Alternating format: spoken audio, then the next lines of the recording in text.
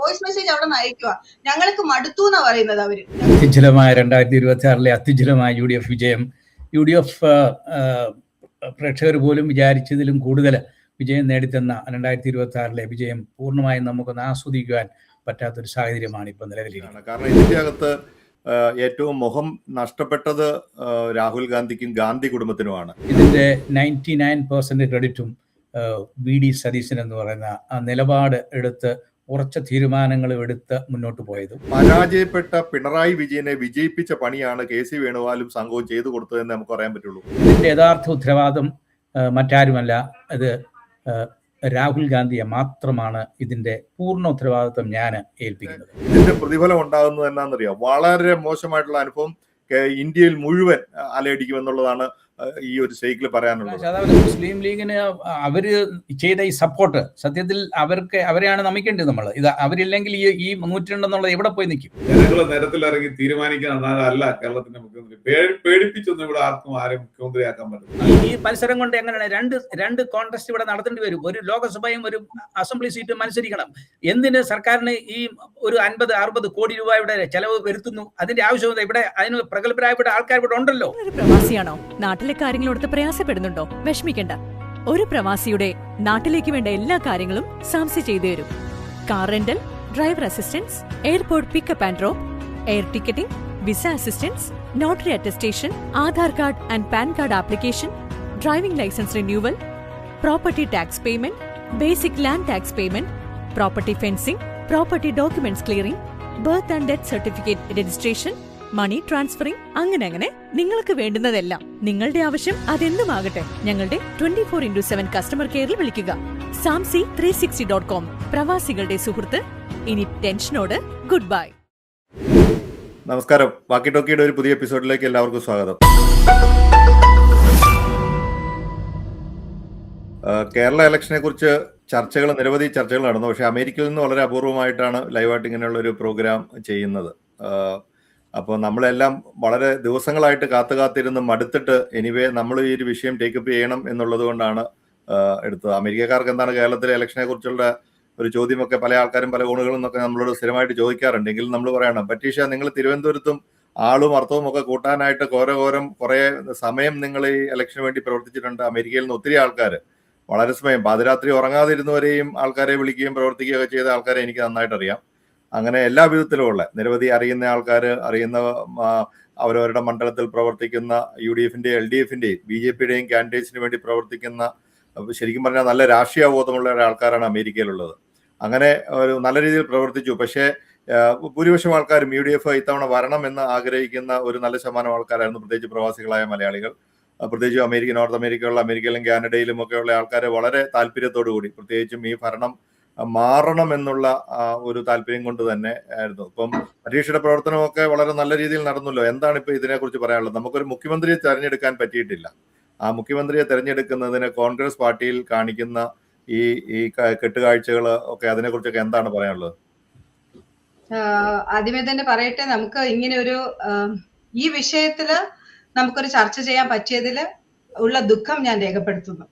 കാരണം നമുക്ക് ഇങ്ങനെ ഒരു ചർച്ച നടത്തേണ്ടി വരുമെന്ന് ഒരിക്കലും നമ്മൾ പ്രതീക്ഷിച്ചിരുന്നതല്ല.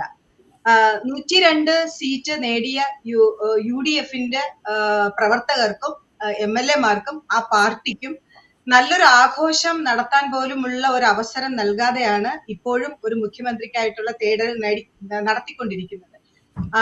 ആ പ്രവർത്തകർക്ക് ഈ ഇത്രയും ഒരു നല്ലൊരു സംഖ്യയിലുള്ള നല്ലൊരു ശതമാനത്തിലുള്ള ഒരു വിജയത്തിന്റെ ഒരു ആഘോഷം നന്നായിട്ടൊന്ന് തിമിർത്ത് പിന്നെ ആഘോഷിക്കാനുള്ള ഒരു അവസരം നിഷേധിച്ചതിലുള്ള എന്റെ ഒരു പ്രതിഷേധം ഞാനിവിടെ രേഖപ്പെടുത്തുന്നു.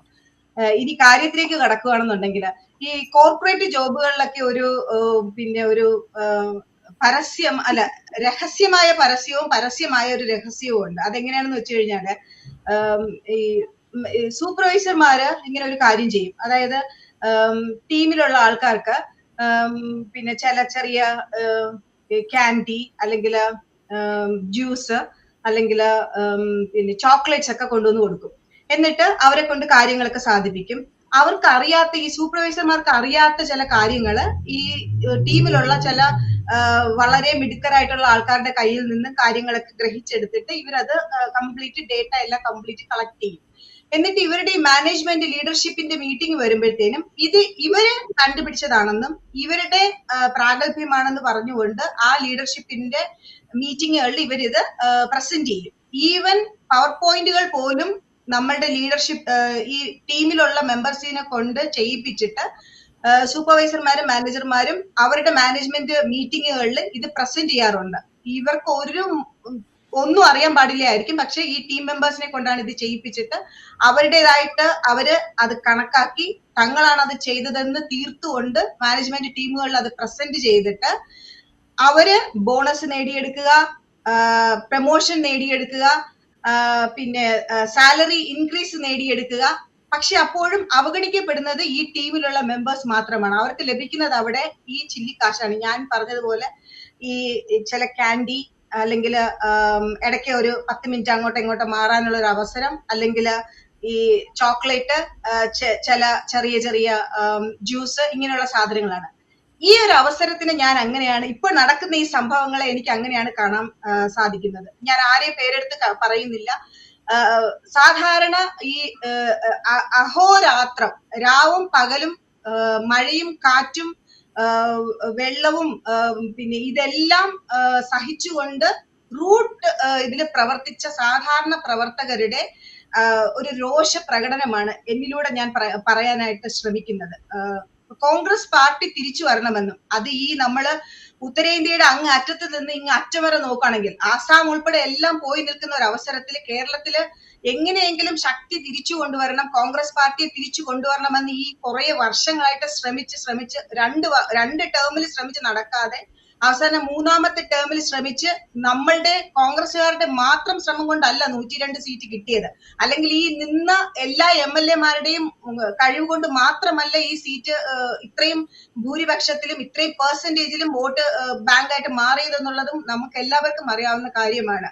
എന്നിട്ട് പോലും അത് മനസ്സിലാക്കാനുള്ള ഒരു ബോധമോ ബുദ്ധിയോ ഇല്ലാതെ ഈ ഒരു 8 ദിവസം മറ്റുള്ളവരുടെ മുൻപിൽ നമ്മളെല്ലാവരെയും, ഈ പ്രവർത്തിച്ച എല്ലാ പ്രവർത്തകരെയും ഒരു കോമാളികളാക്കിക്കൊണ്ട് അവർക്കൊക്കെ മറ്റുള്ളവർക്ക് മറുപടി കൊടുക്കാനുള്ള ഒരു അവകാശമോ സാവകാശമോ അല്ലെങ്കിൽ എന്ത് മറുപടി പറയണമെന്നുള്ള ഒരു പിന്നെ ആലോചിക്കാനുള്ള പോലും ഈ നമ്മൾ പറയാറില്ല, നിങ്ങൾ ഈ എതിർ പക്ഷക്കാർ എന്തെങ്കിലും ഒരു കാര്യം ഉണ്ടാകുമ്പോഴത്തേനും നിങ്ങൾക്കുള്ള ക്യാപ്സ്യൂൾ ഉണ്ടെന്ന് പറയുമ്പോൾ ഇത് നമുക്ക് ക്യാപ്സ്യൂൾ പോയിട്ട് ഒരു ചെറിയ ഒരു തൈനോള് പോലും തരാനുള്ള ഒരു സാവകാശം നമുക്ക് തരാതെയാണ് ഇവർ ഈ ഒരു 8 ദിവസം കൊണ്ട് നമ്മളെ ഇട്ട് ഇങ്ങനെ ഒരു വേവലാതിക്ക് കൊണ്ടുവന്ന് ഇട്ടിരിക്കുന്നത്. നമുക്കൊക്കെ മടുത്തു. ഈ പ്രവർത്തകർ പറയുന്നത് നമുക്ക് വോയിസ് മെസ്സേജ് അവിടെ നിന്ന് അയക്കുക, ഞങ്ങൾക്ക് മടുത്തു എന്നാ പറയുന്നത്. അവര് ആരായാലും പ്രശ്നമില്ലെന്നേ, നിങ്ങൾ ഒരാളെ പ്രഖ്യാപിക്കുന്നത്.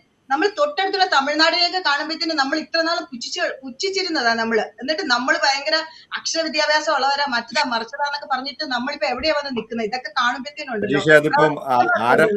പ്രതീക്ഷ ഒന്ന് ഇത് ആരായാലും കുഴപ്പമില്ല എന്ന് നമുക്ക് ഈ ഇലക്ഷനെ കുറിച്ച് പറയാൻ പറ്റിയല്ല. കാരണം ഈ ഇലക്ഷനിൽ വളരെ കൃത്യമായിട്ട് VD സതീശന്റെ നേതൃത്വത്തിൽ 4-5 വർഷം അദ്ദേഹം പ്രതിപക്ഷത്തിരുന്ന് നടത്തിയ പ്രവർത്തനങ്ങളുടെ കൃത്യമായിട്ടൊരു മാൻഡേറ്റ് ആണ് നൽകിയത്. അതിനകത്തൊന്നും സംശയമില്ല. ജോർജ് സാറിന്റെ ഒരു അഭിപ്രായത്തിൽ വളരെ കൃത്യമായിട്ട് രാഷ്ട്രീയം നിരീക്ഷിക്കുകയും വളരെ കൃത്യമായിട്ട് അതിനെ ഫോളോ അപ്പ് ചെയ്യുകയും ചെയ്യുന്ന ഒരാളാണ്. സാറിന്റെ ഒരു അഭിപ്രായം എന്താണ് ഇതിനെക്കുറിച്ച്? അത്യുജ്വലമായ 2026 അത്യുജ്വലമായ UDF വിജയം, UDF പ്രേക്ഷകർ പോലും വിചാരിച്ചതിലും കൂടുതൽ വിജയം നേടിത്തന്ന 2026 വിജയം പൂർണ്ണമായും നമുക്കൊന്ന് ആസ്വദിക്കുവാൻ പറ്റാത്തൊരു സാഹചര്യമാണ് ഇപ്പോൾ നിലവിലിരിക്കുന്നത്. തീർച്ചയായും ഇതിൻ്റെ 99% ക്രെഡിറ്റും VD സതീശൻ എന്ന് പറയുന്ന ആ നിലപാട് എടുത്ത് ഉറച്ച തീരുമാനങ്ങൾ എടുത്ത് മുന്നോട്ട് പോയതും. അഫ്കോഴ്സ് പിണറായി വിജയൻ്റെ ഒരു വലിയ ഘടകം അവിടെ ഉണ്ട്. പിണറായി വിജയനോടുള്ള ആ എതിർപ്പാണ് ഇതിൻ്റെ കാരണം എന്നിരുന്നാൽ തന്നെയും VD സതീശൻ എന്ന് പറഞ്ഞ ആ നേതാവ് 2021 ഈ ചുമതല ഏറ്റെടുത്ത് കഴിഞ്ഞപ്പോൾ മുതലുള്ള അദ്ദേഹത്തിൻ്റെ ഓരോ പ്രോഗ്രാമിലും ഓരോ നിലപാടും അതാണ് ഈ വിജയത്തിൻ്റെ മുഖ്യശില്പി. നമുക്കറിയാം 2026 തെരഞ്ഞെടുപ്പ് വന്നപ്പോൾ കെ സുധാകരനും അടൂർ പ്രകാശും അതുപോലെ തന്നെ MK രാഘവനും MP ആയിട്ടുള്ളവരെല്ലാം തന്നെ മത്സരിക്കണമെന്നുള്ള ഒരു കാഴ്ചപ്പാടിൽ മുന്നോട്ട് വന്നപ്പോൾ അതിനെ ആ ഒരു എംപിമാരും മത്സരിക്കേണ്ട ഇല്ല എന്നുള്ളൊരു തീരുമാനം, അത് ഒരു നല്ല തീരുമാനമായിട്ടാണ് കേരളത്തിലെ എല്ലാ UDF പ്രവർത്തകരും അതിനെ സ്വാഗതം ചെയ്തത്. പക്ഷേ അതിൻ്റെ പിന്നിൽ ഇങ്ങനെ ഒരു ചതി ഒളിച്ചിരിപ്പുണ്ട് എന്നുള്ളത് നമുക്ക് അറിയാം. ഇപ്പോഴാണ് നമുക്കത് മനസ്സിലാകുന്നത്. ഇതിൻ്റെ യഥാർത്ഥ ഉത്തരവാദിത്വം മറ്റാരുമല്ല, അത് രാഹുൽ ഗാന്ധിയെ മാത്രമാണ് ഇതിൻ്റെ പൂർണ്ണ ഉത്തരവാദിത്വം ഞാൻ ഏൽപ്പിക്കുന്നത്. ഹൈക്കമാൻഡ് എന്ന് പോലും പറയുന്നില്ല. ഇത് രാഹുൽ ഗാന്ധിയുടെ അട്ടർ ഫെയിലിയർ ഓഫ് രാഷ്ട്രീയ ജീവിതത്തിലെ ഏറ്റവും വലിയ ഒരു പരാജയമായിരിക്കും ഇന്ന് ഈ KCയെ മുന്നോട്ട് കൊണ്ടുപോകുക എന്നുള്ളത്. KC എന്ന് പറയുന്ന ഒരു വ്യക്തി തന്നെ ഈ തെരഞ്ഞെടുപ്പ് ഈ മുഖ്യമന്ത്രി പദത്തിലേക്ക് വലിച്ചഴച്ചുകൊണ്ട് ഒരു കാരണവുമില്ല. അവിടെ ഒരൊറ്റ വാക്ക് ഇല്ല. നമ്മൾ MP-മാരെ നമ്മൾ കണ്ടസ്റ്റ് ചെയ്യാൻ അനുവദിച്ചിട്ടില്ല. അതുകൊണ്ട് 62 MLA-മാരെ കോൺഗ്രസിൽ നിന്ന് തന്നെ ലഭിച്ചു. അതുപോലെ തന്നെ 102 MLA-മാര്. അതിൽ ഏറ്റവും കൂടുതൽ നമ്മൾ അഭിമാനിക്കേണ്ടത് മുസ്ലിം ലീഗിൻ്റെ വളരെ സംയോജിതമായും വളരെ പക്വതയോടെയുള്ള ഒരു പ്രവർത്തന ശൈലിയാണ്, യാതൊരു വിധമായ. ഇപ്പോൾ നമുക്ക് കഴിഞ്ഞ 2-3 ദിവസങ്ങൾക്ക് മുമ്പ് നമ്മുടെ പ്രിയങ്കരനായ മാത്യു കുഴൽനാടൻ MLA നടത്തിയ ഒരു പരാമർശം അത് തികച്ചും അനവസരത്തിൽ പറഞ്ഞതാണെന്നറിയാം. മാത്യു കുഴൽനാടൻ നിയമസഭയിൽ അതിഗംഭീരമായി പിണറായി വിജയന് എതിരായിട്ട് പ്രവർത്തിച്ച ഒരു ധീരനായ MLA തന്നെയാണ്. പക്ഷേ അദ്ദേഹം പോലും മുസ്ലിം ലീഗിനെ കുറിച്ചുള്ള പരാമർശം ഒരിക്കലും അങ്ങനെ ഒരു പരാമർശം നടത്തേണ്ടതല്ലായിരുന്നു. അതുകൊണ്ട് നമുക്കറിയാം 2021 രാജസ്ഥാനിലും അല്ലെങ്കിൽ ഈ കഴിഞ്ഞ 10 വർഷം എടുത്താൽ കോൺഗ്രസിൻ്റെ ഹൈക്കമാൻഡിൻ്റെ തീരുമാനം കൊണ്ട് നമുക്ക് നഷ്ടപ്പെട്ട 5 സംസ്ഥാനങ്ങളാണ്. രാജസ്ഥാനും ഹിമാചൽ പ്രദേശും മധ്യപ്രദേശും പഞ്ചാബും എല്ലാം തന്നെ നമുക്ക് നഷ്ടപ്പെട്ടത് ഈ നമ്മളുടെ തീരുമാനങ്ങൾ സംയോജിതമായി ഇതുപോലുള്ള പ്രീണനം കൊണ്ട് സംഭവിച്ചതാണ്. അത് കേരളത്തിൽ അതുകൊണ്ട് അങ്ങനെ ഒരു തീരുമാനം വന്നാൽ തന്നെ അത് എത്രമാത്രം സക്സസ് ആകുമെന്ന് എനിക്കറിയില്ല. അത് ഒരു കാലത്തും അനുവദനീയമല്ല. അതുകൊണ്ട് ഞാനിപ്പോഴും വിശ്വസിക്കുന്നത് KCയെ ഹൈക്കമാൻഡ് മുന്നോട്ട് കൊണ്ടുവരികയില്ല എന്ന് തന്നെയാണ് എൻ്റെ. ജോർജ് സാറ് പറഞ്ഞ ആ ഒരു പോയിന്റ് വളരെ കറക്റ്റാണ്. കാരണം ഇതിൻ്റെ അകത്ത് ഏറ്റവും മുഖം നഷ്ടപ്പെട്ടത് രാഹുൽ ഗാന്ധിക്കും ഗാന്ധി കുടുംബത്തിനുമാണ്. കാരണം അവരുടെ ബേസ് എന്ന് പറയുന്നത് കേരളത്തിലെ വടക്കേ ഇന്ത്യ മുഴുവൻ നഷ്ടപ്പെട്ടപ്പോഴും കോൺഗ്രസ് രാഹുൽ ഗാന്ധിക്കും അഭയസ്ഥാനം കൊടുത്തത് കേരളമാണ്. അതുപോലെ തന്നെ ഒരു വലിയ അവർക്ക് ഒരു നല്ല ഫോളോവേഴ്സ്, പ്രിയങ്ക വന്നു നിന്നാലും ലക്ഷങ്ങളുടെ സ്വീകരണം കൊടുത്ത് അവരെയൊക്കെ, കാരണം ആ ഒരു ലീഡർഷിപ്പിന്റെ ഒരു അഭാവം ഈ ഒരു കാര്യത്തിൽ കാണിക്കുന്നുണ്ട്. ഇപ്പൊ KC വേണുഗോപാലിനെ സംബന്ധിച്ചിടത്തോളം അതൊരു KC വേണുഗോപാലും രാഹുൽ ഗാന്ധിയും ഒക്കെ കൃത്യമായിട്ട് പറഞ്ഞു കഴിഞ്ഞാൽ നോർത്ത് ഇന്ത്യൻ പൊളിറ്റിക്സിൽ അതൊരു പരാജയമാണെന്ന് തന്നെ നമുക്ക് പറയേണ്ടി വരും. എന്തൊക്കെ സാഹചര്യത്തിൽ നമുക്ക് എടുത്തു പറഞ്ഞു കഴിഞ്ഞാലും ഇത് ഇപ്പം KC വേണുഗോപാലിന്റെ ഈ ഒരു എൻട്രി, കാരണം ആദ്യമായിട്ട് തന്നെ കാരണം ഒരു വിധത്തിലും ഈ ഒരു ഇലക്ഷന്റെ ഇതിൽ ഒരു സ്റ്റേക്ക് ഇടാൻ പറ്റിയ നേതാവില്ല. ഈ നേതാവ് അതും ഇന്ത്യയിൽ കോൺഗ്രസിന്റെ രണ്ടാമനായിട്ട് നിൽക്കുന്ന ഒരു നേതാവാണ്.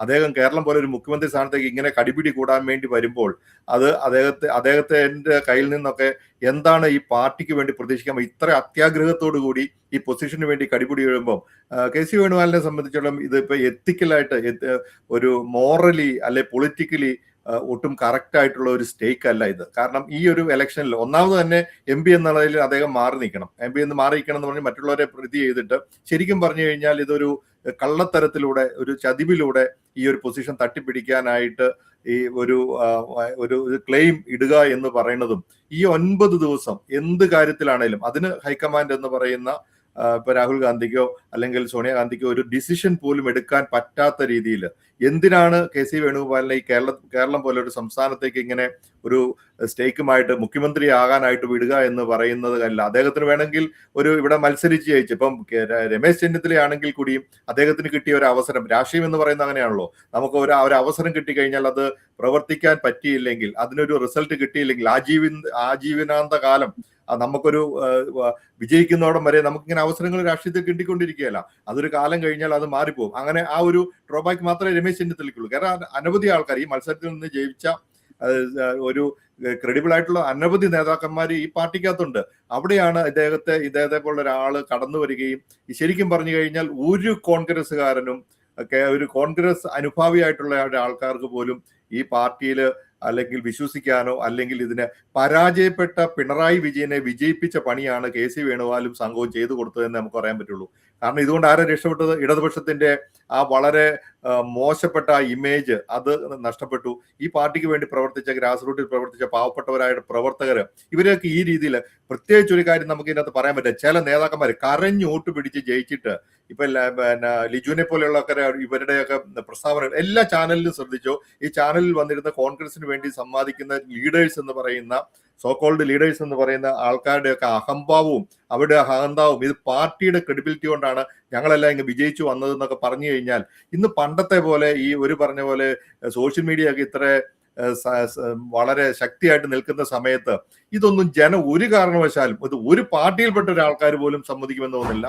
അതുപോലെ എല്ലാ മണ്ഡലങ്ങളിലും മുസ്ലിം ലീഗിന് വളരെ കൃത്യമായിട്ടുള്ള സ്റ്റേക്ക് ഉണ്ട്. അവർ ഈ തവണ ഈ ഇലക്ഷന് പല വിട്ടുവീഴ്ചകളും, അവർക്ക് അവകാശപ്പെടാവുന്ന പല സീറ്റുകൾക്കകത്ത് പോലും ഒരു തർക്കമുണ്ടാകരുത് എന്ന നിലയിൽ കോൺഗ്രസിനും UDFിനും വേണ്ടി ശക്തമായിട്ട് പ്രവർത്തിച്ച ആ മുസ്ലിം ലീഗിനെയാണ് ചില നേതാക്കന്മാർ, പ്രത്യേകിച്ച് മാത്യു കോഴാണ്, ചില വിഗ്രഹങ്ങളാണ് ഉടഞ്ഞത്. അതായത് ഇപ്പൊ ഷാഫി പറമ്പിൽ, അദ്ദേഹം ഉമ്മൻചാണ്ടി ഗ്രൂപ്പിൽ നിന്നിട്ട് അവിടുന്ന് പോയിട്ട് ഇപ്പൊ KC വേണുഗോപാലിനെ എന്തുകൊണ്ട് സപ്പോർട്ട് ചെയ്യുന്നു എന്ന് ചോദിച്ചാൽ നമ്മൾ കൃത്യമായിട്ട് പറയണം.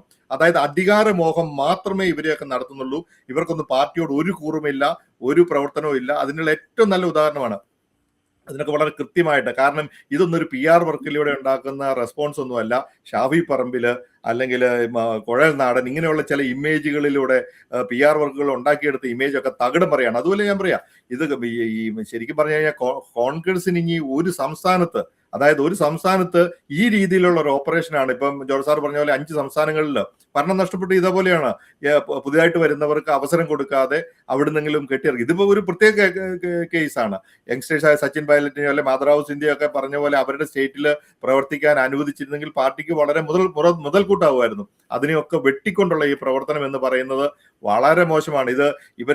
ഇവർക്ക് അതായത് ഇപ്പം എല്ലാവരും പറഞ്ഞു ഭൂരിപക്ഷം അല്ല, 102 MLA-മാരും KC വേണുഗോപാലിനെ സപ്പോർട്ട് ചെയ്താലും അദ്ദേഹം ഈ കേരളത്തിന്റെ മുഖ്യമന്ത്രിയായിട്ട് സ്ഥാനം ഏറ്റെടുക്കുന്നത് ഈ പാർട്ടിയോട്, അത് കേരളത്തിൽ മാത്രമല്ല ഇന്ന്. കാരണം എന്താ വെച്ചാൽ നാഷണൽ മീഡിയ ഒക്കെ വലിയ രീതിയിലുള്ള ചർച്ചകൾ നടത്തുന്നുണ്ട്. ഇന്ന് അത്യാവശ്യം ഇംഗ്ലീഷ് പറയാൻ അറിയാവുന്ന കേരളത്തിലുള്ള ചാനൽ ചർച്ചകൾ പങ്കെടുക്കുന്നവരെല്ലാവരും നാഷണൽ മീഡിയയിൽ പോയി ഇന്ന് ചർച്ച ചെയ്യുന്നുണ്ട്. അതിന് കാരണം എന്നാ? ഇത് കാരണം അങ്ങനെ ഒരു അറ്റൻഷൻ. ഇപ്പൊ ഈ KC വേണുഗോപാലിനെ അനുകൂലിച്ച് പോസ്റ്റർ വയ്ക്കുന്നത് CPM-കാരാണ്, അല്ലെങ്കിൽ BJP-കാരാണ്. കാരണം അവർക്ക് BJP-ക്കും ഇതിന്റെ അത് കൃത്യമായിട്ടുള്ള ഒരു അജണ്ടയുണ്ട്. കാരണം ഇത് ഗാന്ധി കുടുംബത്തിന്റെ വളരെ ബേസ്, അതായത് എനിക്ക് തോന്നുന്നു രാഹുൽ ഗാന്ധിക്കും പ്രിയങ്ക ഗാന്ധിക്കും ഇത്രയും ഒരു അനുഭവമുള്ള വേറെ ഒരു സംസ്ഥാനം ഉണ്ടെന്ന് എനിക്ക് തോന്നുന്നില്ല. അവർ മത്സരിച്ച് UP പോലും അത്ര ഉണ്ടെന്ന് തോന്നുന്നില്ല. അങ്ങനെ ഒന്നുണ്ട്. പിന്നെ മലയാളികളെ ഒരിക്കലും അണ്ടർ എസ്റ്റിമേറ്റ് ചെയ്യാൻ പറ്റിയല്ല. കാരണം ഇതിന്റെ അലയൊലികൾ എന്ന് പറഞ്ഞു കഴിഞ്ഞാൽ സോഷ്യൽ മീഡിയയിൽ വളരെ ആക്റ്റീവായ, എഡ്യൂക്കേറ്റഡ് ആയിട്ടുള്ള ഈ ഒരു സംസ്ഥാനത്ത് ഈ വക കളികളും ഈ വക അഭ്യാസങ്ങളും ഒരു കാരണവശാലും നടക്കാൻ പോകുന്നില്ല. ഇതിന്റെ പ്രതിഫലം ഉണ്ടാകുന്നത് എന്നാണെന്നറിയാം. വളരെ മോശമായിട്ടുള്ള അനുഭവം ഇന്ത്യയിൽ മുഴുവൻ അലയടിക്കുമെന്നുള്ളതാണ് ഈ ഒരു സ്റ്റേക്കിൽ പറയാനുള്ളത്. എനിക്ക് പറയാനുള്ളത്, ഇതോടുകൂടി ചേർത്ത് പറയാനുള്ളത്, ഇപ്പൊ ജിൻസ് പറഞ്ഞതുപോലെ തന്നെ ജയിച്ചു വന്ന MLA-മാരുടെയൊക്കെ അവരുടെയൊക്കെ ഒരു അഭിപ്രായ പ്രകടനങ്ങൾ നമ്മൾ വിവിധ മീഡിയകളിലൂടെയും നമ്മൾ അവരുടെ സോഷ്യൽ മീഡിയ പ്ലാറ്റ്ഫോമുകളിലൂടെയും കാണുമ്പോഴത്തേനും ജനങ്ങളല്ല അവരെ ജയിപ്പിച്ചതെന്നുള്ള ഒരു ധാർഷ്ട്യം നമുക്ക് കാണാൻ പറ്റുന്നുണ്ട്. ഈ MLA-മാര് ആരും തന്നെ അവരുടെ സ്വന്തം കഴിവുകൊണ്ട് മാത്രം ജയിച്ചവരല്ല. ജനങ്ങൾ എല്ലാവരും തീരുമാനമെടുത്തതാണ് ഈ ഒരു സർക്കാർ മാറണമെന്നും വേറൊരു സർക്കാർ ഉണ്ടാകണമെന്നും. അത് കോൺഗ്രസിന്റെ മാത്രം വോട്ട് കൊണ്ട് അല്ല ഇത്രയധികം ഭൂരിപക്ഷം ലഭിച്ച് അവരെല്ലാരും ജയിച്ചത്. ഇത്രയധികം ഓരോ MLA-മാർക്കും ഇത്രമാത്രം ഭൂരിപക്ഷം കിട്ടിയിട്ടുണ്ടെങ്കിൽ തന്നെ അത് കോൺഗ്രസിന്റെ മാത്രം വോട്ടും അല്ല, അത് നമ്മളെല്ലാരും സമ്മതിച്ചേ മതിയാവുള്ളൂ. സോ അതിനെ പോലും റെസ്പെക്ട് ചെയ്യാതെ എന്തോ അവരുടെയൊക്കെ എന്തോ ഒരു പിന്നെ എന്താ പറയാ ഒരു സ്റ്റാർഡമോ അല്ലെങ്കിൽ അവരുടെയൊക്കെ ഒരു ഓറ കൊണ്ട് മാത്രമാണ് ഇത്രയധികം ജനങ്ങൾ എല്ലാരും അവരെ ജയിപ്പിച്ചു കൊണ്ടുവന്നതെന്നുള്ള ഒരു വിധത്തിലാണ് അവരുടെയൊക്കെ ഒരു റെസ്പോൺസുകളെല്ലാം ഓരോ സോഷ്യൽ മീഡിയയിലായാലും മീഡിയയുടെ അവര് റിപ്ലൈ ആയിട്ട് കൊടുക്കുന്നത്. ഇത് ഒരു നിമിഷം കൊണ്ട് ഈ ജിൻസ്മോൻ പറഞ്ഞതുപോലെയും അല്ലെങ്കിൽ ജോർജ് സാർ പറഞ്ഞതുപോലെയും തന്നെ ഈ ഒരു നിമിഷം കൊണ്ടോ അല്ലെങ്കിൽ തകിടം പറഞ്ഞു എന്നുള്ളതാണ്. സോഷ്യൽ മീഡിയയിൽ ഓരോ അവരുടെ പോസ്റ്റിന് താഴെയും വരുന്ന കമന്റുകൾ വായിക്കുമ്പോഴത്തേനും ഇനി ഒരു തിരിച്ചു വരവിന് ഇവർ എന്തുമാത്രം കഷ്ടപ്പെടേണ്ടി ഇരിക്കുന്നു എന്നുള്ളതാണ്. ഇവർ പോകുന്ന സ്ഥലങ്ങളിലെല്ലാം ജനങ്ങളുടെ റെസ്പോൺസ് അങ്ങനെയാ കാണിക്കുന്നത്. ഇപ്പൊ ജിൻസ് എന്നോട് ചോദിച്ചു ഏതൊരു നേതാവ് വന്നാലും അതെങ്ങനെയാ ശരിയാവുക എന്നുള്ളത്. അത് പൊതുവിൽ തുടക്കത്തിൽ ഞാൻ അത് പറഞ്ഞുവെങ്കിലും എന്റെ അഭിപ്രായം ഇത് തന്നെയാണ്. കാരണം എന്താന്ന് വെച്ച് കഴിഞ്ഞാല് KC വേണുഗോപാൽ എന്ന് പറയുന്ന ഒരു നേതാവ് തുടക്കത്തിൽ നമ്മുടെ കേരളത്തില് സ്ഥാനാർത്ഥികളെ നിർണ്ണയിക്കുമ്പോൾ പറഞ്ഞിരുന്നത് തീരുമാനം എന്ന് പറഞ്ഞു കഴിഞ്ഞാല് K. സുധാകരൻ ഉൾപ്പെടെ MP-മാർ ആരും തന്നെ മത്സരിക്കരുത്, എല്ലാവരെയും മാറ്റി നിർത്തിക്കൊണ്ട് MLA സ്ഥാനാർത്ഥികളെ നിർണ്ണയിക്കുമ്പോഴത്തേന് അങ്ങനെ ഒരു തീരുമാനം എടുത്തിട്ട് തിരിച്ചൊരു വരവിനേക്ക് ഒരു MP ആയിട്ടുള്ള KC വേണുഗോപാൽ വരുമ്പോഴത്തേനും അവിടെ തന്നെ ആ ഒരു നേരത്തെ പറഞ്ഞിരുന്ന വാക്കിന് വില കൽപ്പിക്കാത്ത ഒരു നേതാവ് തിരിച്ച് ആ തന്റെ വാക്കിന് വില മുറിച്ചുകൊണ്ട് വരിക എന്നുള്ളത് തന്നെ അത് നമ്മൾ എല്ലാരും പറഞ്ഞ പോലത്തെ തന്നെ ഒരു കാര്യമാണ്. സോ അത് ജനങ്ങളെല്ലാം കണ്ടുകൊണ്ടിരിക്കുന്ന കാര്യമാണ്. ഇതിനി തിരിച്ച് ജനങ്ങൾക്ക് ഒരു വിശ്വാസ്യത നഷ്ടപ്പെട്ടു, കോൺഗ്രസിനോടുള്ള വിശ്വാസ്യത നഷ്ടപ്പെട്ടു എന്നുള്ള നിലയിലേക്കാണ് കോൺഗ്രസ് ഇപ്പൊ കേരളത്തിലേക്ക് വന്നിരിക്കുന്നത്. നമ്മള് ലീഡർഷിപ്പിന്റെ കാര്യം എടുക്കുമ്പോഴത്തേനും ഈ കേരളത്തില് ഒരു മുഖ്യമന്ത്രിയെ തീരുമാനമെടുക്കാൻ ഹൈക്കമാൻഡിന് കഴിയാത്തൊരു നിലയില് ഈ ഹൈക്കമാൻഡ് ഇനി എങ്ങനെയാണ് കേന്ദ്രത്തിന്റെ മൊത്തത്തിൽ അല്ലെങ്കിൽ ഇന്ത്യയുടെ മൊത്തത്തിലുള്ള ഒരു തീരുമാനം എടുത്തിട്ട് ഇനി അവർ തിരിച്ചു വരാൻ അവർക്ക് ഉണ്ടാവുമോ എന്നുള്ള ഒരു സംശയം ജനങ്ങളിൽ എല്ലാവരിലും ഉടലെടുത്തിട്ടുണ്ട്. അതിനി നടക്കുമോ എന്നുള്ള കാര്യം ഇനി സ്വപ്നേവിയാണ്. അത് എല്ലാവർക്കും കോൺഗ്രസിലെ പ്രവർത്തകർക്ക് മാത്രമല്ല, അത് മൊത്തത്തിലുള്ള ആൾക്കാർക്കും ഉണ്ട്. ഇനിയിപ്പോ ഇതിന്റെ ഇടയിൽ നമുക്കൊരു ഏക ആശ്വാസം എന്ന് പറയുന്നത് കേരളത്തിലെ ഇടതുപക്ഷത്തിനും അവിടെയും ഒരു പ്രതിപക്ഷ നേതാവിനെ ഇതുവരെയും തെരഞ്ഞെടുത്തിട്ടില്ല എന്ന് തോന്നുന്നു. അത് ആ ഒരു ഇത് കൊണ്ട് മാത്രമാണ് നമ്മൾ പിടിച്ചു നിൽക്കുന്നതാണ് അവിടെയുള്ള കോൺഗ്രസിന്റെ സാധാരണ പ്രവർത്തകർ പറയുന്നത്. കാരണം നമ്മളോട് എന്തെങ്കിലും ഒരു ചോദ്യം ഇങ്ങോട്ട് ചോദിക്കുമ്പോൾ തിരിച്ചു പറയാൻ ആകെപ്പാടെ ഒരു പിടിവെളി എന്ന് പറയുന്നത് അത് മാത്രമാണ്. ഇത്രനാൾ നമ്മൾ വിചാരിച്ചിരുന്നത് നമ്മൾ അവരെ മൊത്തത്തിൽ ഒന്ന് തോൽപ്പിച്ചു, ആ ഒരു പാർട്ടിയെ നമ്മൾ തറ പറ്റിച്ചു എന്നൊക്കെയാണ്. പക്ഷെ ഈ ഒരു ഇഷ്യൂ വന്നപ്പോഴത്തേനും ഈ ഒരു 9 ദിവസമായിട്ട് അവര് നമ്മളെ സോഷ്യൽ മീഡിയ മാത്രമല്ല നേരിട്ടായാലും മറ്റുള്ള പ്ലാറ്റ്ഫോമുകളിലായാലും മാധ്യമങ്ങളിൽ കൂടെ ആണെങ്കിലും അവർ ചോദിക്കുന്ന ചോദ്യങ്ങൾക്കോ അല്ലെങ്കിൽ ഓരോ വാർത്തകൾക്കോ ഒന്നും നമുക്ക് ഇവർക്കൊന്നും മറുപടി പറയാൻ പറ്റാത്ത രീതിയിലേക്ക് ഓരോ പ്രവർത്തകനെയും മാറ്റിയിട്ടുണ്ടെങ്കിൽ അതിന്റെ എല്ലാം പൂർണ്ണ ഉത്തരവാദിത്യം ഈ ലീഡർമാർക്ക് തന്നെയാണ്. അതിപ്പോ KC വേണുഗോപാൽ ആയാലും രാഹുൽ ഗാന്ധി ആയാലും അതിന്റെ പിന്നിൽ പ്രവർത്തിച്ച ആരായാലും, അത് ഷാഫി പറമ്പിലായാലും ഇനി രാഹുൽ മാങ്കൂട്ടം ആരായാലും, whoever it is, ഇവർക്ക് എല്ലാവർക്കും അതിന്റെ പൂർണ്ണ ഉത്തരവാദിത്യം 100% അത് ഷെയർ ചെയ്ത് എടുക്കേണ്ട ഉത്തരവാദിത്യം അവർക്ക് തന്നെയാണ്.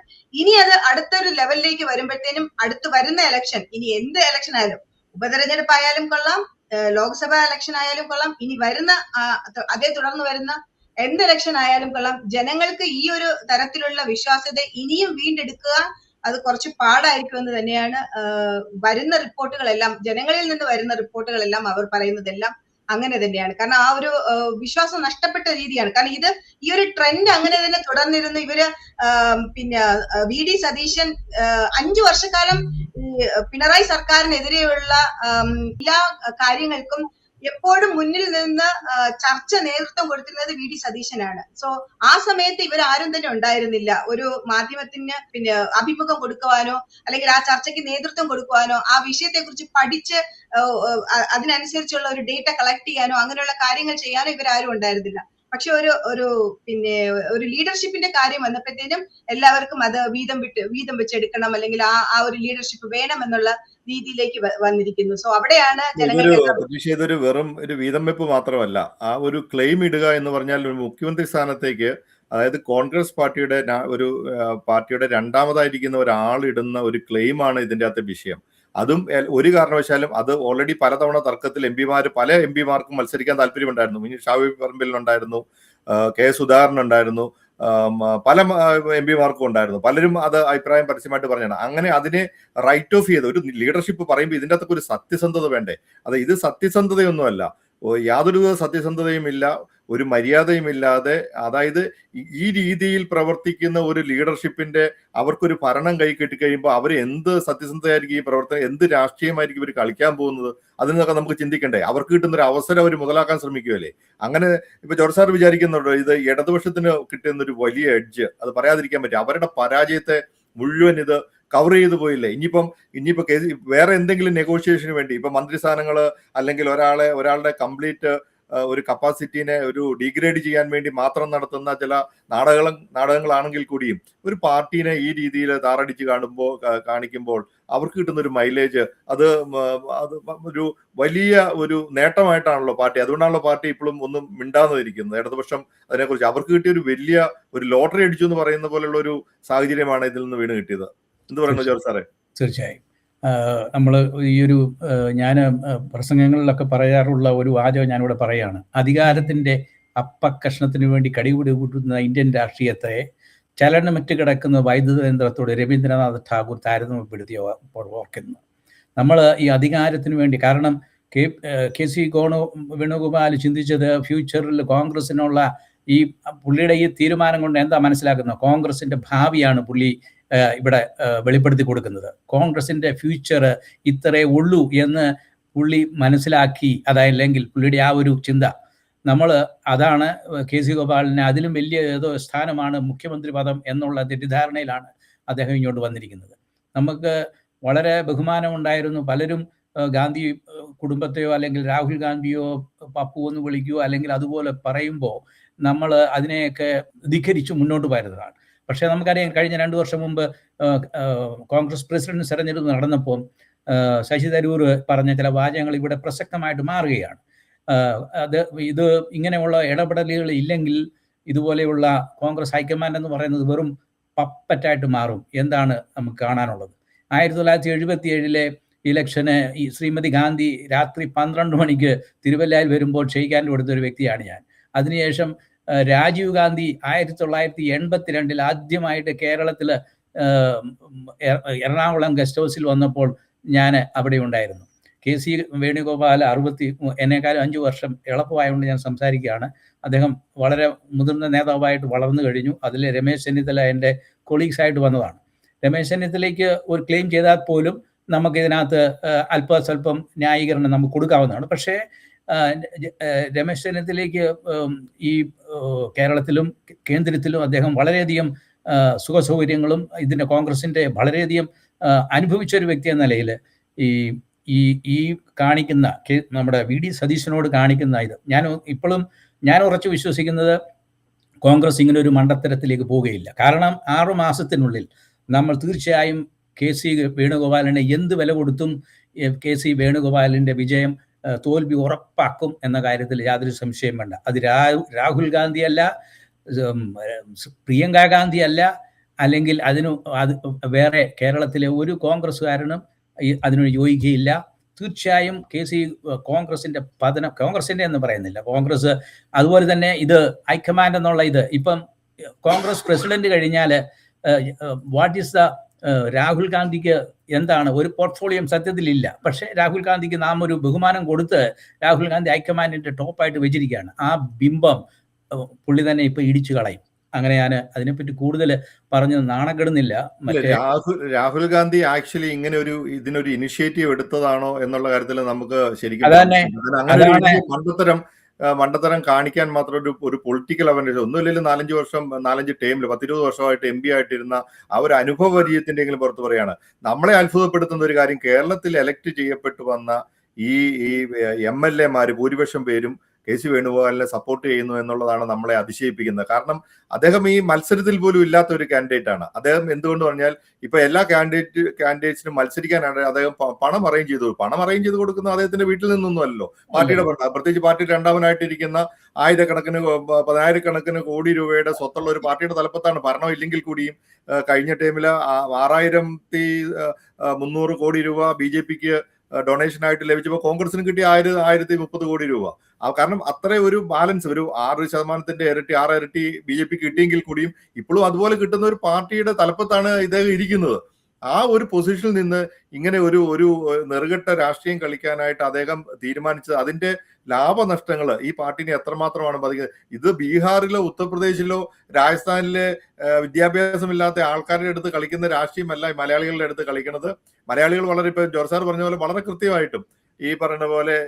പിന്നെ ഒരു കാര്യം, ഇപ്പൊ കോൺഗ്രസ്സുകാർ വോട്ട് ചെയ്തില്ല, നിഷ്പക്ഷരായിട്ടുള്ള ആൾക്കാർ വോട്ട് ചെയ്തില്ലെങ്കിലും ഇത് പറഞ്ഞ പോലെ BJPയുടെ വോട്ടോ അല്ലെങ്കിൽ CPM-ന്റെ വോട്ടോ, കാരണം CPM-ന് ഇത് എങ്ങനെയും കൊള്ളം കലക്കി മീൻ പിടിക്കുക എന്നുള്ളത് അവരുടെ ഒരു താല്പര്യമായിരിക്കുമല്ലോ. അപ്പൊ അങ്ങനെ ഇപ്പൊ പറഞ്ഞ പോലെ ഇപ്പൊ വി ഡി സതീശൻ വന്ന് നല്ല രീതിയിൽ പ്രവർത്തിച്ചു കഴിഞ്ഞാൽ പിന്നെ ആ ഒരു സ്വപ്നം തകരാനുള്ള സാധ്യത കണ്ടുകൊണ്ട് അങ്ങനെയുള്ള ഒരു വോട്ടിംഗ് പാറ്റേൺ ഒക്കെ അദ്ദേഹം ജയിക്കുകയോ ഇല്ലയോ എന്നുള്ളതല്ല, ഇതിന്റെ അകത്ത് കാണിച്ച ഏറ്റവും വലിയ നെറുകേടാണ്. അതായത് UDF-ന്റെ ഏറ്റവും വലിയ സ്ട്രോങ് ആയിട്ട് നിൽക്കുന്ന ഈ പാർട്ടിക്കകത്ത് ഈ പാർട്ടി മുസ്ലിം ലീഗ് എന്ന് പറഞ്ഞ പാർട്ടിയെ എതിർത്ത ഈ മാത്യു കുഴൽനാടിന്റെ നിലപാട്, ഷാഫി പറമ്പലിന്റെ നിലപാട്, എം ലിജുവിന്റെ നിലപാട്, ഇവരൊക്കെ അധികാരം മാത്രമേ ഇവർക്ക് ലക്ഷ്യമുള്ളൂ. അതായത് അതെങ്ങനെയെങ്കിലും നേടുക, അതുകൊണ്ട് ഉണ്ടാക്കാവുന്ന ലാഭനഷ്ടങ്ങളെ കണക്ക് കൂട്ടിയിട്ടാണ് ഇവർക്ക് ഒരു നേരായ രാഷ്ട്രീയം, അല്ലെ ഒരു നെറിയുള്ള രാഷ്ട്രീയം ഇവരുണ്ടായിരുന്നെങ്കിൽ ഇവരെ ഈ ഇലക്ഷനെ ലീഡ് ചെയ്ത വി.ഡി. സതീശനെ അദ്ദേഹം സപ്പോർട്ട് ചെയ്യുമായിരുന്നു. അങ്ങനെ ഈ രാഷ്ട്രീയം ഇതുകൊണ്ട് കേരളത്തിൽ ഒരു കൊച്ചു സംസ്ഥാനത്ത് മാത്രം ഉണ്ടാകുന്ന ഒരു നഷ്ടമല്ല ഈ കോൺഗ്രസ് പാർട്ടിക്ക് ഉണ്ടാകാൻ പോകുന്നത്, വലിയ നഷ്ടം. ഇനി ഇങ്ങനെ ഒരു അഡ്ജസ്റ്റ്മെന്റ് ആണെങ്കിൽ കൂടിയും ഈ ഉണ്ടാക്കി വെച്ച ഡാമേജ് ഇത് റിക്കവർ ചെയ്യും, അല്ലെ സാധാരണക്കാർ അത് അങ്ങനെ ചിന്തിക്കും എന്നൊന്നും നമുക്ക് പറയാൻ പറ്റിയല്ല. എം ഹസന്റെ ഒരു പ്രസ്താവന കണ്ടു, കോൺഗ്രസിന്റെ മുഖ്യമന്ത്രിയെ ഞങ്ങൾ തീരുമാനിക്കുമെന്ന് പറഞ്ഞു. വളരെ ഉത്തരവാദിത്വമില്ലാത്തൊരു സംസാരമായി പോയി. ഇത്രയും ജോർജ് സാറെ, ആ ഒരു ചരിത്രം എന്ന് വെച്ച് കഴിഞ്ഞാൽ പണ്ട് ഘടകകക്ഷികളുടെ എണ്ണം നോക്കി മുഖ്യമന്ത്രി സ്ഥാനം മാറ്റിയതിൽ എം ഹസന് നല്ല ഒരു ചാറുണ്ട്. അന്ന് MLA-മാരുടെ തലയെണ്ണിയല്ല, അന്ന് ഉമ്മൻചാണ്ടിയും AK ആന്റണിയും ഒരു മത്സരത്തിൽ വന്നു കഴിഞ്ഞപ്പോൾ മുഖ്യമന്ത്രി സ്ഥാനത്തിന് വേണ്ടി അന്ന് ഘടകകക്ഷികളുടെ അഭിപ്രായം നോക്കിയിട്ടായിരുന്നു AK ആന്റണിക്ക് ആ സ്ഥാനം കൊടുത്തത്. തീർച്ചയായും ഈ പ്രാവശ്യം അതായത് മുസ്ലിം ലീഗിന് അവര് ചെയ്ത ഈ സപ്പോർട്ട് സത്യത്തിൽ അവരെയാണ് നമിക്കേണ്ടത്. നമ്മൾ ഇത് അവരില്ലെങ്കിൽ ഈ 102 എന്നുള്ളത് എവിടെ പോയി നിൽക്കും? ആ സത്യം നമ്മൾ മറക്കാതെ കോൺഗ്രസിന്റെ ലീഡർഷിപ്പ്, ചീഫ് മിനിസ്റ്റർഷിപ്പ് എടുക്കുക എന്ന് പറഞ്ഞാൽ അവിടെ കോൺഗ്രസ് അല്ലല്ലോ, ഇതൊരു UDF ആയിട്ട് ഇതൊരു അലയൻസ് ആണ്. ഈ അലയൻസിൽ പ്രവർത്തിച്ച എല്ലാവർക്കും അവർക്കൊരു ഉത്തരവാദിത്വമുണ്ട്. അവരുടെ ചീഫ് മിനിസ്റ്റർ ആരാകണമെന്ന് പറയാനുള്ള അവകാശവും അതിനുള്ള അധികാരവും എല്ലാ കോalition മെമ്പേഴ്സിനും ഉണ്ട് എന്നുള്ളതാണ് എൻ്റെ അഭിപ്രായം. അതുകൊണ്ട് അങ്ങനെയുള്ള ഈ പരിണിത പ്രജ്ഞരായ കോൺഗ്രസ് ഇത്തരത്തിലേക്ക് പ്രസ്താവന നടത്തുമ്പോൾ നമ്മൾ ലജ്ജിച്ചു പോവുകയാണ്. എനിവേ കേരളത്തിൽ ഇത് നടക്കില്ല. ഇത് നടന്നാൽ കോൺഗ്രസ് ഹൈക്കമാൻഡ് എന്ന് പറയുന്ന ഒരു സംവിധാനം പൊളിച്ചു മാറ്റപ്പെടും, അതിന് യാതൊരു സംശയമില്ല. ഷാലുവിന്റെ മണ്ഡലം ഏതാണ്? ഷാലു ഈ വർഷം വളരെ ആത്മാർത്ഥമായിട്ട് ഈ UDF-ന്റെ ഇലക്ഷനിൽ പങ്കെടുത്ത ഒരാളാണ്. അപ്പം ഷാലുവിന്റെ ഇപ്പൊ ഞങ്ങൾ ഇതിനെക്കുറിച്ച് പറഞ്ഞുകൊണ്ടിരുന്നത് ഈ മുഖ്യമന്ത്രി സ്ഥാനത്തേക്കുള്ള കടിപിടി എന്താണ്, മുഖ്യമന്ത്രി സ്ഥാനത്ത് അത് കോൺഗ്രസിന് ഉണ്ടാക്കുന്ന ഡാമേജ് എന്താണ്? അല്ല, എന്റെ മണ്ഡലം ചങ്ങനാശ്ശേരിയാണ്. അവിടെ ജയിച്ചത് ബിനു ജോബാണ്. കേരളത്തില് മൊത്തത്തിൽ തന്നെ ഒരു UDF തരംഗമായിരുന്നു. അതിന്റെ ഭാഗമായിട്ട് 102 മണ്ഡലങ്ങളിൽ അതിശക്തമായ വിജയം കാഴ്ചവെക്കാനായിട്ട് കോൺഗ്രസിന് സാധിച്ചു. അപ്പോൾ മുഖ്യമന്ത്രിയെ തെരഞ്ഞെടുക്കാനായിട്ട് അല്പം വൈകിയെന്നേ ഉള്ളൂ. ഇപ്പം 3-ാം തീയതിയല്ലേ ഇലക്ഷൻ റിസൾട്ട് വന്നത്. ഇന്നിപ്പം 12-ാം തീയതി 9 ദിവസമായിട്ടുള്ളൂ. നമുക്ക് 23-ാം തീയതി വരെ സമയമുണ്ട്. അതുകൊണ്ടായാലും ധൃതി പിടിക്കേണ്ടെന്നുള്ളതാണ് എൻ്റെ അഭിപ്രായം. പിന്നെ കോൺഗ്രസിനെ സംബന്ധിച്ചോളം മറ്റ് രാഷ്ട്രീയ പാർട്ടി പോലല്ലല്ലോ. ഇപ്പോൾ തമിഴ്നാട്ടില് വിജയിയുടെ പാർട്ടി എന്ന് അറിയത്തില്ല, പാർട്ടിയുടെ പേര് പോലും ഇവിടെ ഇരിക്കുന്ന നമ്മളെ പോലെ പല ആൾക്കാർക്കും അറിയത്തില്ല. തമിഴകം എന്തോ ഒരു പാർട്ടിയാണ്, തമിഴക വെற்றி കഴകം. അത് തന്നെ. അപ്പം ഇപ്പം മാധ്യമരംഗത്തൊക്കെ സജീവമായിട്ട് നിൽക്കുന്നതുകൊണ്ട് ആ പേര് പറയാൻ പറ്റും. പക്ഷെ എത്ര പേർക്ക് ആ പേര് അറിയാവുന്ന നമുക്ക് അറിയത്തില്ല. അതേസമയം കോൺഗ്രസ് പാർട്ടിയെ പറ്റി പറഞ്ഞാൽ ആ പാർട്ടി എല്ലാവർക്കും അറിയാം, അതിന്റെ പാരമ്പര്യം എല്ലാവർക്കും അറിയാം. ഇത് നേതൃനിര കൊണ്ട് സമ്പന്നമായ ഒരു രാഷ്ട്രീയ പാർട്ടിയാണ്. അപ്പോൾ ഈ പാർട്ടിയിൽ നേതാക്കന്മാർ ഇഷ്ടംപോലെ ഉണ്ട്. ഒരു വ്യക്തിയെ മുൻനിർത്തി കാണിച്ചുകൊണ്ട് പോകുന്ന ഒരു പാർട്ടിയല്ല. അതേസമയം ഇതിന്റെ ഒരു പ്രസ്ഥാനമുണ്ട്, ഇതിനൊരു അടിത്തറയുണ്ട്. അടിത്തറയിൽ വിശ്വസിച്ച്, ആ പ്രസ്ഥാനത്തിൽ വിശ്വസിച്ച് ഇതിനോട് ചേർന്ന് നിൽക്കുന്ന ആളുകളുടെ ഒരു പാർട്ടിയാണ് കോൺഗ്രസ് പാർട്ടി എന്ന് പറയുന്നത്. അപ്പൊ അതിനകത്ത് മുഖ്യമന്ത്രി സ്ഥാനത്തേക്ക് നേതാക്കന്മാരുള്ളത് തന്നെ ഇപ്പം 3 പേര് ശക്തരായ 3 നേതാക്കന്മാരും പരിചയസമ്പന്നരായ 3 നേതാക്കന്മാരും. ഇവരെ ആരെയും ആകാശത്തു നിന്ന് നൂലെ കെട്ടി ഇറക്കിയെന്നൊക്കെ ഈ കോൺഗ്രസ്സുകാരായിട്ടുള്ള ആരും പറയത്തില്ല. അവരെയൊക്കെ ഇപ്പൊ രമേശ് ചെന്നിത്തലയെ പറ്റി എടുത്താൽ തന്നെ 50 വർഷങ്ങളായി അദ്ദേഹം ഈ പ്രസ്ഥാനത്തിൽ പ്രവർത്തിക്കാൻ തുടങ്ങിയിട്ട്. അദ്ദേഹം തന്റെ ചോരയും നീരും 50 വർഷത്തിലേറെയായി ഈ പ്രസ്ഥാനത്തിന് വേണ്ടി ഊറ്റിക്കൊടുത്ത ശക്തരായ നേതാവാണ്. അതുപോലെ KC വേണുഗോപാൽ ഇലക്ഷന്റെ സമയത്തും അതിനു മുമ്പും കഴിഞ്ഞ 7 വർഷമായി അദ്ദേഹം നമ്മുടെ ജനറൽ സെക്രട്ടറി ആയിട്ട് AICCയുടെ ജനറൽ സെക്രട്ടറി ആയിട്ട് അദ്ദേഹം സേവനം അനുഷ്ഠിക്കുന്നു. അദ്ദേഹം AICCയുടെ ജനറൽ സെക്രട്ടറി സ്ഥാനം ഏറ്റതിനു ശേഷമാണ് കോൺഗ്രസിന് പ്രതിപക്ഷത്തേക്ക് രാഹുൽ ഗാന്ധി വന്നത് എന്ന കാര്യം നമ്മൾ ചിന്തിക്കണം. അതുപോലെ തന്നെ ഇന്ന് ഈ കേരളത്തിൽ നടന്ന ഇലക്ഷനിലെ ഓരോ മണ്ഡലത്തിലും സ്ഥാനാർത്ഥികളെ തിരഞ്ഞെടുക്കുന്നതിലും നിർണായകമായ പങ്ക് വഹിച്ചിട്ടുണ്ട് അദ്ദേഹം. അദ്ദേഹത്തിന്റെ കൂടെ മേൽനോട്ടത്തിലാണ് ഓരോ മണ്ഡലത്തിലേക്കും സ്ഥാനാർത്ഥികളെ തെരഞ്ഞെടുത്തതും. അദ്ദേഹത്തിന്റെ പ്രവർത്തന പരിചയത്തിലോ പ്രവർത്തന ബന്ധത്തിലോ കുറിച്ചൊന്നും നമുക്ക് യാതൊരു അഭിപ്രായവും ഇല്ല. പക്ഷെ ഈ ഒരു ഇലക്ഷനിൽ കോൺഗ്രസ് പാർട്ടി നേതാക്കന്മാരെ മുൻനിർത്തി തന്നെ ഇലക്ഷനിൽ മത്സരിച്ചിട്ടുണ്ട്. കോൺഗ്രസിന്റെ ഇപ്പം നമ്മുടെ ഇന്ത്യയുടെ തലപ്പത്തേക്ക് ആരാണ് ഒരു ഭരണ നേതൃത്വത്തിലേക്ക് വരണേ എന്ന് ചോദിച്ചു കഴിഞ്ഞാൽ എല്ലാവർക്കും ആ പേര് വളരെ കൃത്യമാണ്. അതിൻ്റെ അകത്തൊന്നും ഒരു ചോദ്യം പോലും ഇല്ല. അങ്ങനെ നിൽക്കുമ്പോൾ ഈ വിട്ടുവീഴ്ചകളിൽ KC വേണുഗോപാലിന് ക്ലെയിം നടത്താൻ പറ്റുന്ന ഒരു ഇലക്ഷൻ അല്ല കേരളത്തിൽ നടന്നത്. ഇപ്പൊ കുറച്ച് കോൺഗ്രസ്സുകാർ അല്ലെങ്കിൽ കുറച്ച് പാർട്ടിയോടനുബന്ധിച്ച് ഇപ്പം അധികാര സ്ഥാനങ്ങളോട് താല്പര്യമുള്ള കുറച്ച് ആൾക്കാരല്ലാതെ സാധാ പ്രവർത്തകരാരും കേരളത്തിലെ 140 മണ്ഡലങ്ങളിൽ UDFന്റെയോ അല്ലെങ്കിൽ മുസ്ലിം ലീഗിന്റെയോ ഇവൻ കേരള കോൺഗ്രസിന് അണികളുണ്ടോ എന്നുള്ള കാര്യത്തിൽ തന്നെ സംശയമുണ്ട്. ഒരു ഓളത്തിന് കുറെ സീറ്റ് ജയിച്ചു വന്നെങ്കിലും അത് ഒന്നും നമുക്ക് പറയാൻ പറ്റില്ല. അത്രമാത്രമുള്ള അവര് പോലും ഒരു MLA ആയിട്ട് ജയിച്ചു വന്ന ഒരാൾക്ക് പോലും കേരളത്തിൽ ഇറങ്ങി പ്രവർത്തിക്കാൻ പറ്റാത്ത ഒരു അവസ്ഥയാണുള്ളത്. അപ്പം ഈ ഒരു സാഹചര്യം ഉണ്ടാക്കിയെടുത്ത് ഇതിന്റെ ഒരു ഡാമേജ് എന്ന് പറയുന്നത് വളരെ മോശമായിരിക്കും. ഇപ്പം രമേശ് ചെന്നിത്തലയുടെ പ്രവർത്തന പാരമ്പര്യത്തെ കുറിച്ചൊന്നും നമുക്ക് യാതൊരു സംശയമില്ല. ഞങ്ങളാരും അതിനെക്കുറിച്ച് എതിർത്ത് പറഞ്ഞിട്ടുമില്ല. പക്ഷെ ഈ ഇലക്ഷൻ മുന്നിൽ നിന്ന് നയിച്ചത് VD സതീശനാണ്. അപ്പം അത് തന്നെയല്ല ഇതുകൊണ്ടുണ്ടാകുന്ന ഒരു നഷ്ടം ആർക്കാണ് ഇതുകൊണ്ട് ഇപ്പൊ നിലവിൽ 9 ദിവസത്തെ ഈ ഒരു ഡിലേ കൊണ്ടുണ്ടായിട്ടുള്ള നഷ്ടം, അതായത് പരാജയപ്പെട്ട പിണറായി വിജയന് ഒരു തിളക്കമാർന്ന വിജയത്തിലേക്ക് അദ്ദേഹത്തിന്റെ മുഖം രക്ഷിക്കാൻ പറ്റി എന്നതും മാത്രമേ ഉള്ളൂ.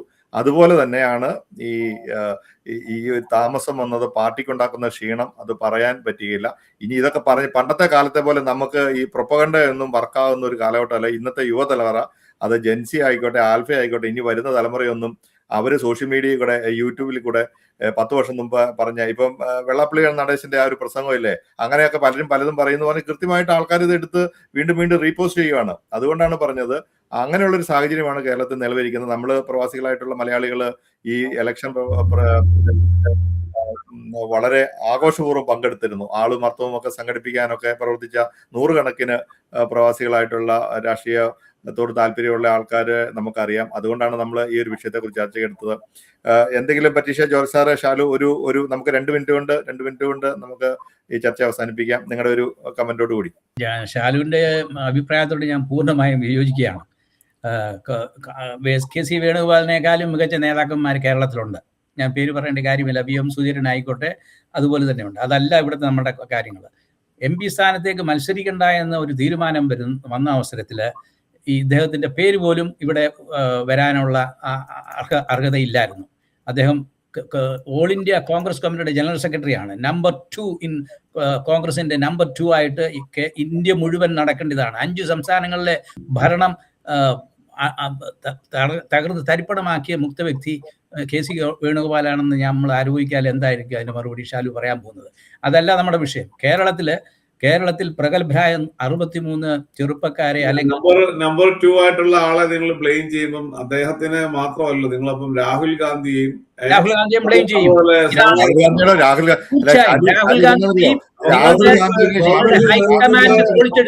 ഗാന്ധിയുടെ, അതായത് ആദ്യമായിട്ടാണ് രാഹുൽ ഗാന്ധിയുടെ താഴെ വരുന്ന കോൺഗ്രസ് പാർട്ടിയെ മൊത്തത്തില് ബ്ലെയിം ചെയ്ത് കോൺഗ്രസ് നേതൃത്വത്തെ മൊത്തത്തിലാണ് അദ്ദേഹം ബ്ലെയിം ചെയ്യുന്നത്. മനസ്സിലായോ? അല്ലാതെ ഹൈക്കമാൻഡ് എന്ന് പറയുന്ന രാഹുൽ ഗാന്ധി ഒരു ഫസ്റ്റ് കമന്റിൽ പറയണം. കാരണം രാഹുൽ ഗാന്ധി ഹൈക്കമാൻഡിന്റെ അംഗമായിരുന്നു. അവരാണ് തീരുമാനിച്ചത് കേരളത്തിലെ ഒരു MP-മാരും മത്സരിക്കണ്ട എന്നുള്ളത്. ഈ മത്സരം കൊണ്ട് എങ്ങനെയാണ് രണ്ട് കോൺടെസ്റ്റ് ഇവിടെ നടത്തേണ്ടി വരും. ഒരു ലോകസഭയും ഒരു അസംബ്ലി സീറ്റും മത്സരിക്കണം. എന്തിന് സർക്കാരിന് ഈ ഒരു 50-60 കോടി രൂപയുടെ ചെലവ് വരുത്തുന്നു? അതിന്റെ ആവശ്യമില്ല. ഇവിടെ അതിന് പ്രഗത്ഭരായപ്പെട്ട ആൾക്കാർ ഇവിടെ ഉണ്ടല്ലോ. അപ്പൊ അത്തരത്തിലുള്ള തീരുമാനങ്ങൾ ഈ ഹൈക്കമാൻഡ് പൊളിച്ചു എഴുതപ്പെടും. ഈ ഒരു തീരുമാനമാണ് ഇത് നടക്കാൻ പോകുന്നത്. 6 മാസം കൊണ്ട് കോൺഗ്രസ് ഹൈക്കമാൻഡ് പൊളിച്ചെഴുതപ്പെടും. ഷാലു, അതിന് സംശയമില്ല. ഇതിനു മുമ്പും ഇതുപോലെ തന്നെ പല ചർച്ചകളും കാര്യങ്ങളും വന്നിട്ടുണ്ട്. ജനം നിരത്തിലിറങ്ങി MLA-മാരെ, ജനങ്ങൾ തെരഞ്ഞെടുത്ത MLA-മാരെ തടഞ്ഞിട്ട് ജനങ്ങൾ നിരത്തിലിറങ്ങി തീരുമാനിക്കാനല്ല കേരളത്തിന്റെ മുഖ്യമന്ത്രി. പേടിപ്പിച്ചൊന്നും ഇവിടെ ആരെയും മുഖ്യമന്ത്രിയാക്കാൻ പറ്റത്തില്ല.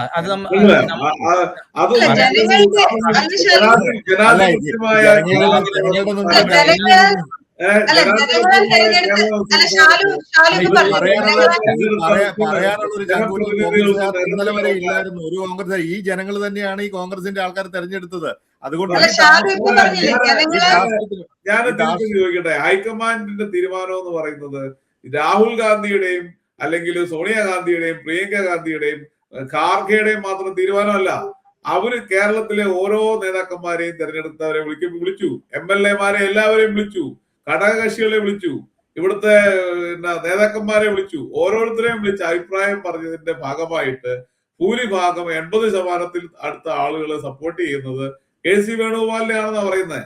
അപ്പൊ അതങ്ങനെ അങ്ങനെ നിന്നുകൊണ്ട് അതിന്റെ അവസരം ഞാനൊരു കാര്യം ചോദിച്ചോട്ടെ? അങ്ങനെ 80% സപ്പോർട്ടിന് എതിരുള്ള ഒരാളെ മുഖ്യമന്ത്രിയാക്കി ഇരുത്തിയാൽ എത്ര ഈ ഭരണം മുന്നോട്ട് പോകും? നിങ്ങൾ തന്നെ പറ.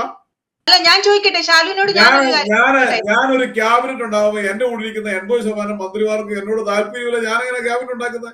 അല്ല, ഞാനൊരു ഇവിടുത്തെ പ്രശ്നം ഇതൊന്നുമല്ല. ഇവിടുത്തെ പ്രശ്നം ജനങ്ങൾ തെരഞ്ഞെടുത്ത ജനപ്രതിനിധികളാണ് കേരളത്തിൽ മുഖ്യമന്ത്രിയെ തെരഞ്ഞെടുക്കുന്നത്. ആ ജനപ്രതിനിധികൾ അവരുടെ പ്രക്രിയ നടത്തട്ടെ. അവര് മുഖ്യമന്ത്രി, അതിപ്പം വി ഡി സതീശനായാലും രമേശ് ചെന്നിത്തല ആയാലും കെ സി വേണുപോലെ അവർ തെരഞ്ഞെടുക്കട്ടെ. നമ്മളതിന് ഒരു വ്യത്യാസമുണ്ട്. രമേശ് ചെന്നിത്തലയോ ഈ മത്സരിച്ച 62 പേരിലോ 102 പേരിലോ ഒരാളെ തെരഞ്ഞെടുക്കാനുള്ള ജനാധിപത്യ സ്വാതന്ത്ര്യം ഇവിടെ ഉണ്ട്. അതിനെ നമ്മൾ മാനിക്കും. പക്ഷേ കോൺഗ്രസ് ഹൈക്കമാൻഡിനാന്ന് പറഞ്ഞിട്ട് ഒരാളെ ഇവിടെ കെട്ടിയിറക്കുന്നത് AICCയുടെ സെക്രട്ടറി, അദ്ദേഹം MP ആണ്, അദ്ദേഹം ഓൾറെഡി കേന്ദ്രമന്ത്രിയും അനേകം പദവികൾ എൻജോയ് ചെയ്തൊരു മനുഷ്യനാണ്. അദ്ദേഹത്തെ കൊണ്ടുവന്നത് തീർച്ചയായും ഹൈക്കമാൻഡിന്റെ ടോട്ടൽ അട്ടർ ഫെയിലുവർ. ഞാൻ അങ്ങനെയാന്ന് ചോദിക്കട്ടെ, ഇവിടെ കഷ്ടപ്പെട്ടവർക്ക് മാത്രമാണ് MLA സ്ഥാനവും സീറ്റും കൊടുത്തെങ്കിൽ ഞാൻ ഇന്ന് കോൺഗ്രസ് മത്സരിച്ച് എത്രയോ മണ്ഡലങ്ങളില് കോൺഗ്രസ് മത്സരിച്ച ആ പ്രസ്ഥാനത്തിന് വേണ്ടി കിടന്ന് പ്രവർത്തിച്ച് ചോര നീരാക്കിയ ആൾക്കാരുടെ മുന്നിൽ കെട്ടിയിറക്കി എത്രയോ സ്ഥാനാർത്ഥികളെ കൊണ്ട് മത്സരിപ്പിച്ചു. ആ സ്ഥാനാർത്ഥികളുടെ ജയിലിൽ അന്നേരം നിങ്ങളെ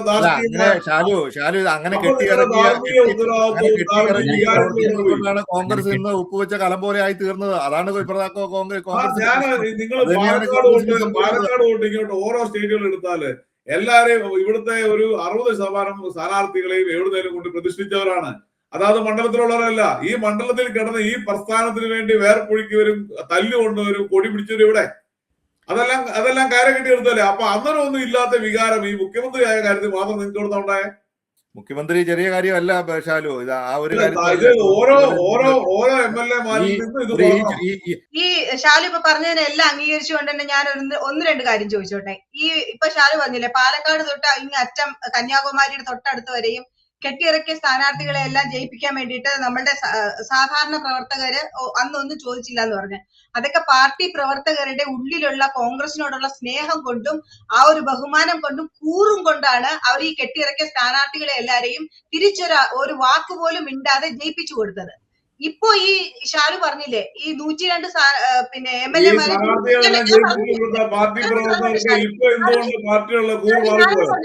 63 MLA-മാരെ ഷാലു അത് പാർട്ടി പ്രവർത്തകരോട് തന്നെ ചോദിക്കണം.